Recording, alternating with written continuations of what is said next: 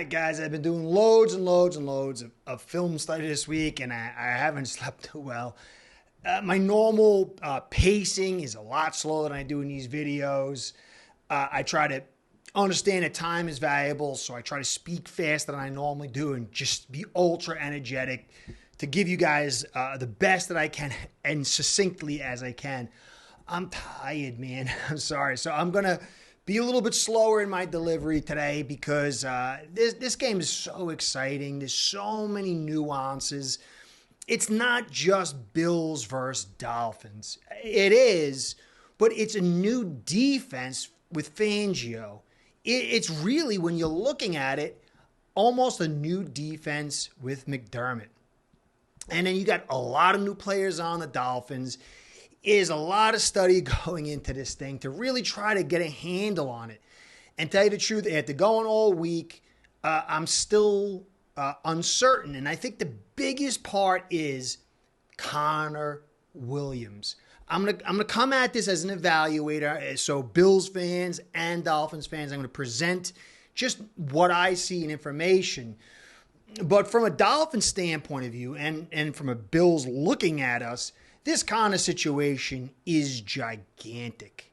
A lot of people are very happy about the offensive line. You look at the production, there's nothing to say against it. I believe there's context to that. Not saying it's garbage, but what we're seeing has been elevated for a series of reasons. But Connor, besides a snap, Connor Williams, our center for you Bills fans, is a major, major part. His ability to block alone, to let the help flow to the outside to guys like Jackson, his ability to get to that second level. I think he's allowed up one pressure so far. But that ability to get a second level in his zone stretch, all these things are critical. And the diminishing between Connor and Eichenberg, in my evaluation, is drastic. It might not be come game day if Eichenberg's in. Maybe he ends up being stellar. But on the face of it, this is like a big swing either way. And so it's very hard to accurately eval. So whatever happens, if Bills fans see Connor Williams in, he's going to do a good job against Oliver, good job against Daquan, and it's going to help our cause and slow your cause a ton.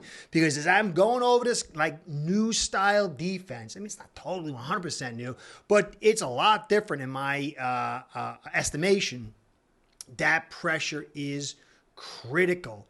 And if Connor's in there, that is going to help us Dolphins fans and hurt you guys a ton. Now, conversely, Eichenberg, Bills fans, you probably won't know, but Eichenberg, for us Dolphins fans, is pretty much, I would say, Dieter 2.0. He could block a little bit in the pass game, but he just doesn't have the physicality, and he gets overwhelmed, and he doesn't have the speed or the athletic acumen of Connor to do the things. So it's going to be a diminishing. It's going to be reducing the ability to send that help outside, and it's going to play a huge pivotal point in this game. And I think the Dolphins still, or they're not screwed, they're not dead in the water because of that speed and what they can do and how it matches up with the Bills, but it is a big swing either way. So just want to put that out there because whatever that plays out, it's going to be two different teams that show up on Sunday for the Dolphins. Now, yes, the Bills are missing Poyer. Poyer hasn't played really well. Hamlin's going to get his chance. It is a little bit of a diminishing. You don't have Vaughn either, but we don't have Ramsey. We don't have Needham, who's coming in. Cam Smith is still evolving, our first-round draft pick. And now Phillips is going to be out. So it will be interesting if this swing of talent, it's really going to be about Connor. But both teams are missing players, but I think the Dolphins, the swing's a little bit more to them. Although Vaughn, for what you guys, the Bills fans, want to do, is truly a big loss. So I'm going to get into, for the Dolphins fans who you've been asking, the tight end blocking of Julian Hill. I'm going to get into this Bills defense, what I see as some of the strengths and what I see as some of the weaknesses, how the Dolphins can attack it whether Connor's in or not, there's still things that concern me about the Bills being, as a evaluator, the Bills being able to do what they've done through the first 3 weeks against the Dolphins. Now, on the flip side, I'm a little concerned too, as a Dolphins fan, or what I'm seeing you guys do on that line of scrimmage. So I'm going to cover both those topics. Now, Teron, he's last bit of note for both Dolphins and Bills fans. If he ain't in, forget about it. If him and Connor ain't in, I mean, that's like crazy. But my man Teron, he says he's going to play. He's been limited. He's got some injuries. I don't like the way it's feeling long term. Because he's already being heavily babied, and not with the injuries, like they're kind of like managing it already, and we're in week 4. So long term it does concern, but he'll be in no matter what. I don't see how anyway he's not getting in. So that's what I'm gonna do. I'm gonna go do the live tonight at 10 p.m.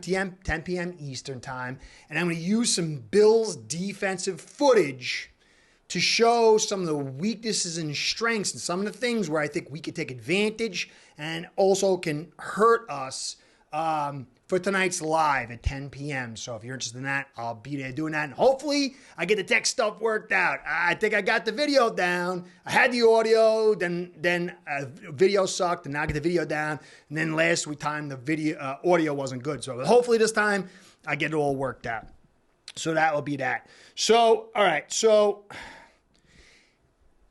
Bills, I thought on the face of it, were blitzing a lot more. But they're not. They're just getting more effective pass rush. And I'll say this for Bills fans. McDermott, I like his feel for the game so far. He has an ability to, almost like Fangio, if you're a Dolphin fan, I understand, to know, hey, it's time to make that blitz and dial up the right blitz. Now, when I watch McDermott, there is a sense of insecurity, though, because he's so aggressive. There have been opportunities through all these games where, because he's so aggressive, because he plays up so much, old Bills defenses with Frazier was zone coverage. A lot of over stuff, letting everything get in front of you. And this is different. I mean, there's a lot of stuff for me to figure out what's being called here. But in essence, you're getting a lot of man and a lot of man getting up tight. And there's pros and cons to that. I'll get into the coverage aspect in a second, though. Now, 23 so far, it's only a small sample size, 3 games. I'm going to compare it to 22, which is a full sample size. But we're getting 17.8% blitz rate. Okay? Now, last year, it was 19.4. So it's like a 2% tick down. And a lot of the stuff is sort of like Fangio, where he likes to come out in the nickel look, and he doesn't want to blitz too much. He wants to have timely blitzes. And so that 2% doesn't sound like a lot, but it is saying a lot about what McDermott's feeling as far as his coverage is going and how well he's been able to make those timely blitzes when you look at the actual pressure rate. So you had a 2% drop from this year to last year in blitz rate, which is better for what you're trying to do. And you're getting that pressure from just a 4, and you don't need to blitz as much. It means more guys in coverage. Now, this year, you're getting a 30% pressure rate. Small sample size. Got to see how it plays out over the season. Last year, it was 22.2. So you're getting an 8% rise in pressure and a 2% drop in how many blitzes you have to make. And this is without Von in there. Adding a healthy Von it's going to dramatically raise the ability to get pressure with 4. And that says a lot about the rematch Week 18 between the Dolphins and the Bills. And it's going to, it says, too, that, hey, look, this week, you're playing out your best pass rush. We're probably playing out our best cornerback. and a few other pieces, and even more dramatically if we're missing Connor. So this Week 18 matchup, we could see these teams heal up and look a lot different. So this game has to be taken in a bubble. So the loss of Poyer, now I'll get into the coverage aspects a little bit. The loss of Poyer, he hasn't been playing too well. He's been playing okay. It's not bad. But his loss means that Hamlin and some other guys are going to have to step up in there. And the loss of veteran savviness could play out. But you're not seeing as many too high safety looks with the cover 2 you used to play. You're seeing like cover 3s. You're seeing man coverage with an umbrella of single high zone coverage. So the loss of Hyde from a talent standpoint, from a leadership, from a Poyer, from his talent standpoint and a leadership standpoint, does hurt the Bills. But they're kind of making that up in altering their coverage style. But, what they've seen through the first 3 weeks is not what they're seeing week 4. And Bills fan, I'm not saying this because I'm drinking my Aqua Gatorade over here. I'm very hard on my team. But Hill at, low 4.240, and then Waddle at low 3.240, and then the Chosen and Berrios and A-Chain and Mostert. This is a ultra rare, I don't know if it's ever been seen before, kind of speedy offense. And so what I'm seeing in your coverage, it does concern me. I'll get into the film of that. Most notably, Curtis Samuels, he runs a 4.32, fast, but not as fast as Hill. Benford came up on him, and he got beat early. And I saw a couple of times where guys were getting beat. Now, I liked the early and middle coverage, even because the majority of the Bills' secondary is like 4.5, 4.4, some of the high points. I'm going to get into Elam, who's the last year's first-round draft pick. He's a wild card here. So I'm seeing good coverage from the middle part, the early to the middle part. But I saw some grabs. I saw some defeats. And 2, his ability to release late because of the quick release and throw to a spot, and the ability of Miami just to be ultra fast and beat guys off the ball. I wonder what McDermott's going to do to handle that. If the pressure gets in and get into that mid-clock, then it's going to take care of this. But how often and how many times can you get away with that before you get burnt? It will be very interesting. I think the offense of the Bills is going to have to be critical in driving and putting points on to make this a game where Dolphins aren't getting quick points and getting that head and then you're chasing. And I think that's something else I'll have to cover in a little bit.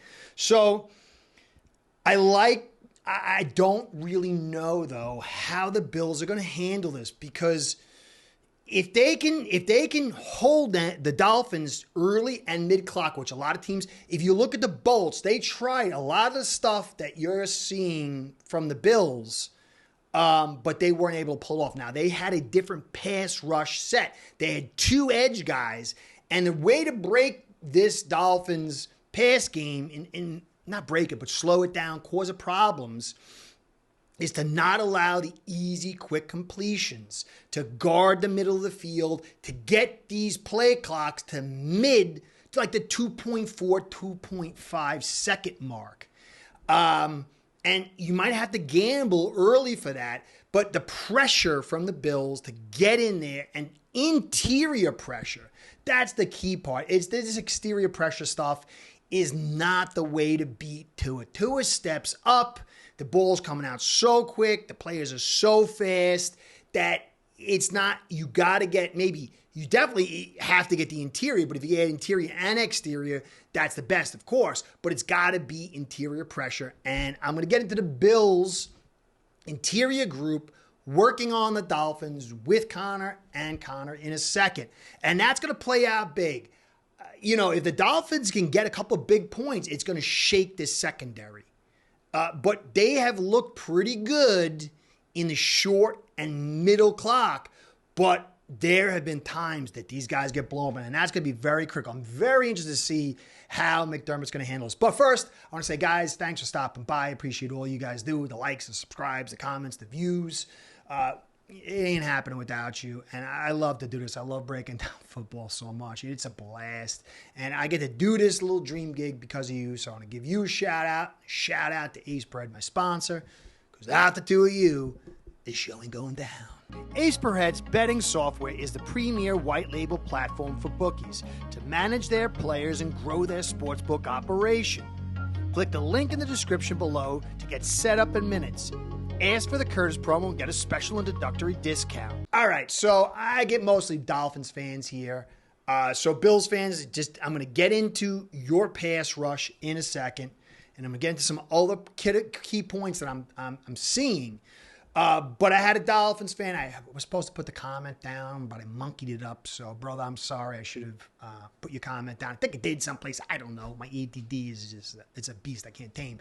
But somebody was saying, hey, man, can you just look at the film and tell me what you see from our tight end blocking? Now, Smythe, I think, is doing a good job. I think he's doing an excellent job in pass protection. He's doing a decent job in run blocking. But I see a lot of people, and I don't know why. I don't know if somebody's putting out talk that Julian Hill is a monster blocker and he's this and that. And I have to strongly disagree based on last game. This is not a total, and I went through like maybe 60% of the game. And so I'm going to go through what I saw from Hill and evaluate him as a blocker, and I think it's quite contrary to what you're hearing. I think he's very raw. And I'm going to give a list. He had and I should have done a film, and I apologize. If you guys really want, I can get the film for you and maybe do it this week and last week, composite.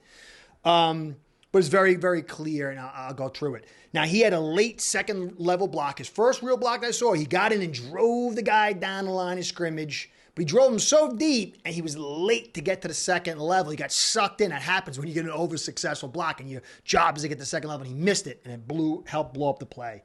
He had two nice cut blocks, one where the guy just hurdled over him, and it really wasn't a major factor to the play. And it was a second cut block where it was a minor factor to the play, which was nice. He had a decent push block that I saw, but he wasn't able to attach. So he got in and he pushed the guy off, but he wasn't able to attach, and the guy got around him. And so you got to get in there and be physical, but then you got to stay attached, or else you lose control, and then that guy could pop off if he goes in the wrong direction and get involved in the play. He was beat on an edge block. He had a screen block where they threw a screen to a wide receiver, running back. He was down, and he just totally late to get there, and the guy came in. He was part of the tackle. He had a pull block. I think I did it in one of my videos, and it was a hold. He overshot the angle, and he couldn't stay attached. The attached part is key. You can do everything great, but if you don't stay attached, and there's many ways to do that, I'm not going to get to here, then, you got to sometimes, for him, it was a big one, and he held, and it was very clear hold. It wasn't cold, so whatever.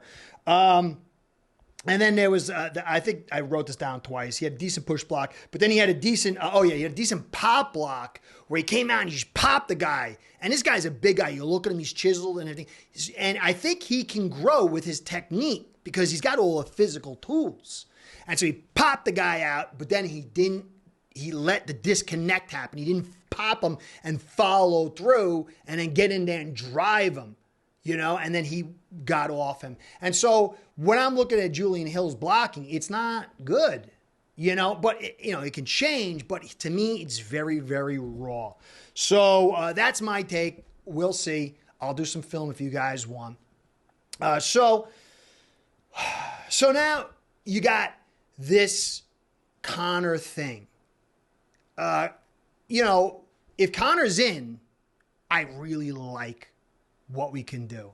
Now, I think Connor, he suffers a little bit from power. He's not always able to handle the bully. And that's why I don't like him at guard. I like him much better at center. I think his skill set is way more suited for center, aside from the snapping thing we got to deal with. But Daquan is a guy that can affect him, okay? I like him working against Oliver.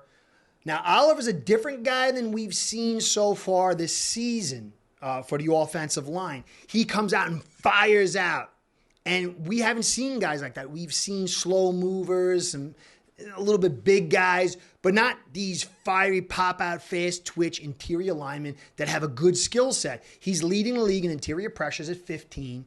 And a lot of people are high on Wynn, but Wynn has been dealing with low-end talent. The only time he had to deal with quality talent was against the Patriots.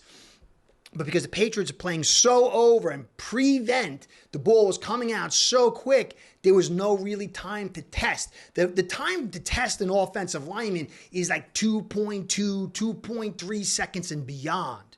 If you're getting a ball out 1.83 seconds, 2 seconds, 2.1, there's no testing because guys just can't get there that quick unless it's absolutely a free run at the quarterback. So I do think Oliver is a good test for Wynn. I think Daquan's a good test for Wynn. I like Hunt against both those guys totally.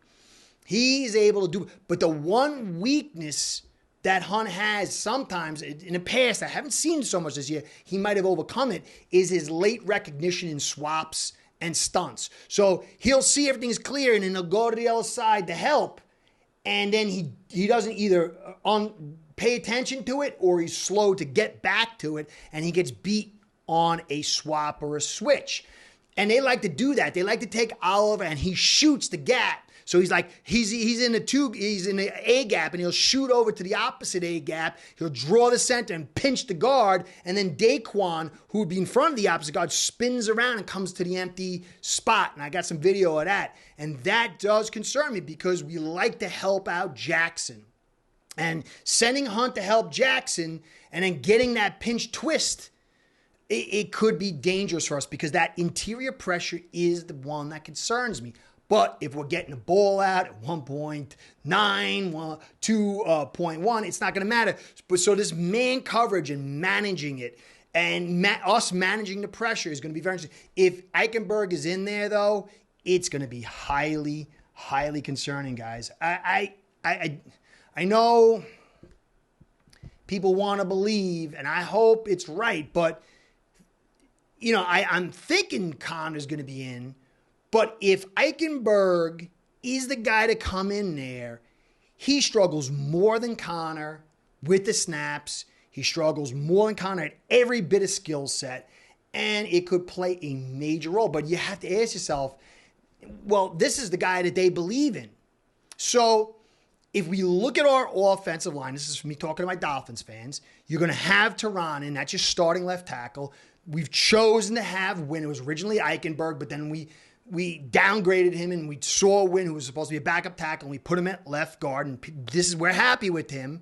And then you got Hunt, who's playing a star, and he's our starting right guard, and we love Jackson. And so you're only missing one piece, and your primary backup is filling that spot. So this offensive line should produce according to the concept of this team build.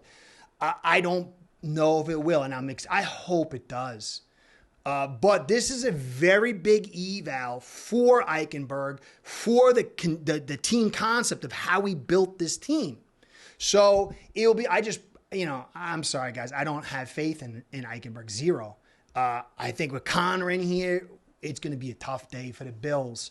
So that's what I'm seeing. To me, the Connor thing is Connor in and out is two major roads. And then after that, it's going to be how Eichenberg can survive. And he's going to demand help from Wynn, from Hunt, and then that's going to put the lights on Jackson.